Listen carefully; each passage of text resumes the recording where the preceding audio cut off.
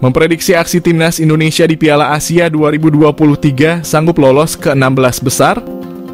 Pada babak penyisihan grup Piala Asia 2023, timnas Indonesia segrup dengan Jepang, Irak, dan Vietnam di grup D. Di matchday pertama grup D, timnas Indonesia langsung ditantang Irak.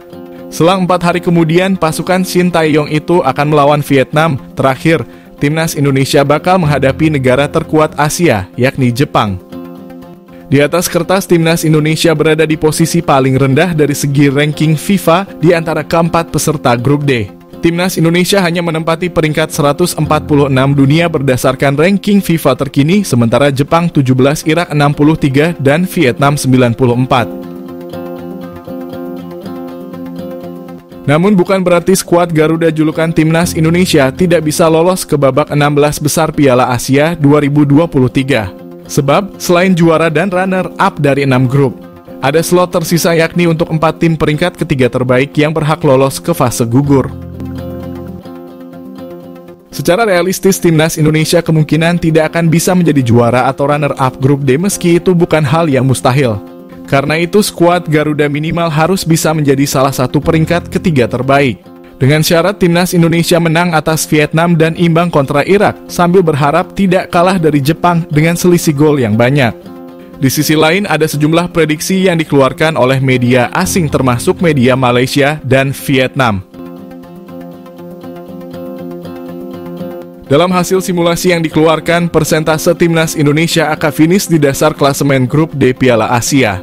Sementara itu, Jepang menduduki peringkat tertinggi di grup D dengan peluang lolos ke 16 besar, kemudian diikuti Irak yang dinilai akan menjadi tim runner-up. Terlepas dari itu, sepak bola bukan soal matematika di atas kertas. Segalanya mungkin saja terjadi di atas lapangan dan timnas Indonesia dapat memberi kejutan untuk lolos ke babak 16 besar Piala Asia, karena itu bukan hal yang mustahil.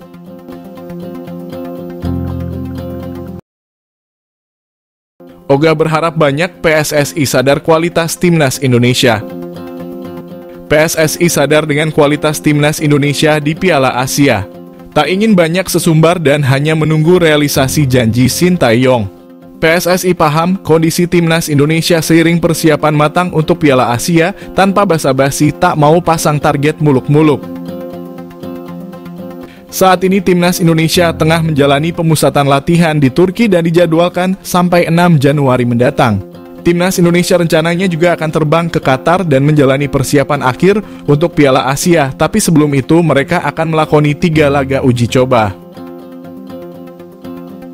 2 kali melawan Libya di Turki pada 2 dan 5 Januari, 1 laga lainnya melawan Iran di Qatar pada 9 Januari digelar secara tertutup.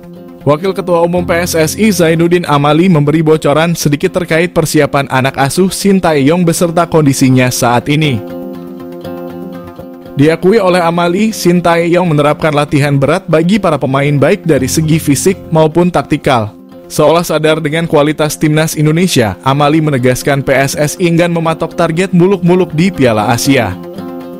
Komunikasi PSSI dengan Shin Tae-yong terus dilakukan. Amali menyebut pihaknya memberi dukungan penuh untuk pelatih asal Korea Selatan itu.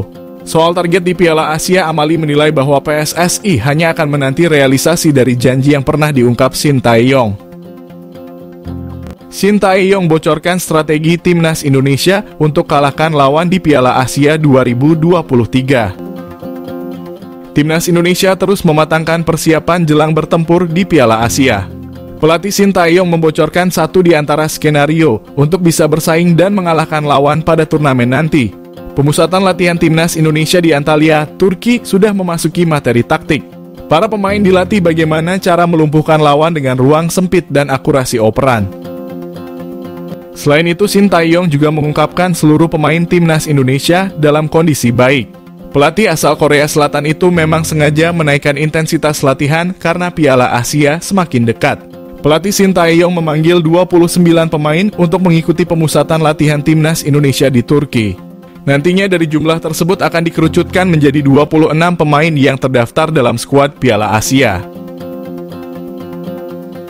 Dari 29 nama yang dipanggil, tinggal Sandy Walsh dan Elkan Bagot yang belum gabung. Kedua nama itu disebut akan gabung pada 1 Januari. Adapun Justin Hubner dan Rafael Struijk menjadi yang teranyar gabung.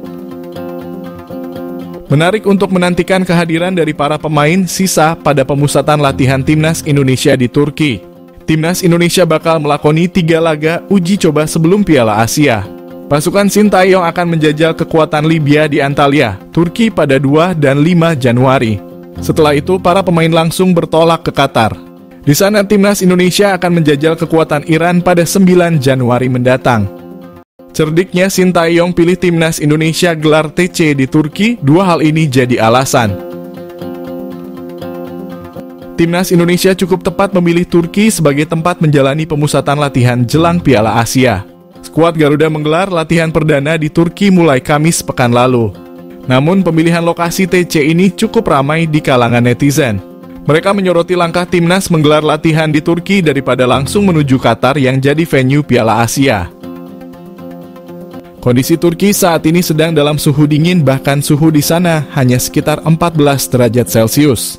Seperti diketahui, Sintayong akan memacu fisik skuad Garuda hingga batas maksimal hingga akhir Desember ini.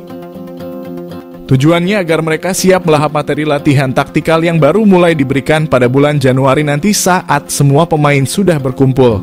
Menariknya, pada tanggal yang hampir bersamaan Timnas U20 Indonesia menggelar TC di Qatar. Dipimpin oleh pelatih Indra Syafri, skuad Garuda Nusantara berlatih di suhu yang juga tak jauh berbeda dengan Turki.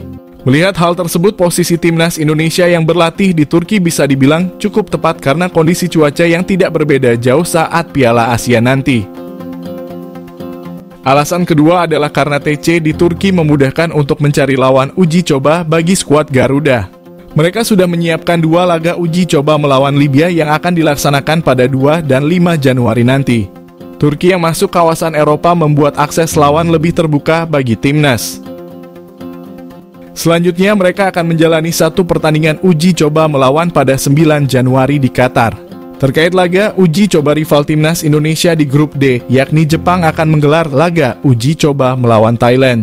Sementara Vietnam menggelar laga uji coba melawan Kirgistan dan Irak akan melawan Korea Selatan.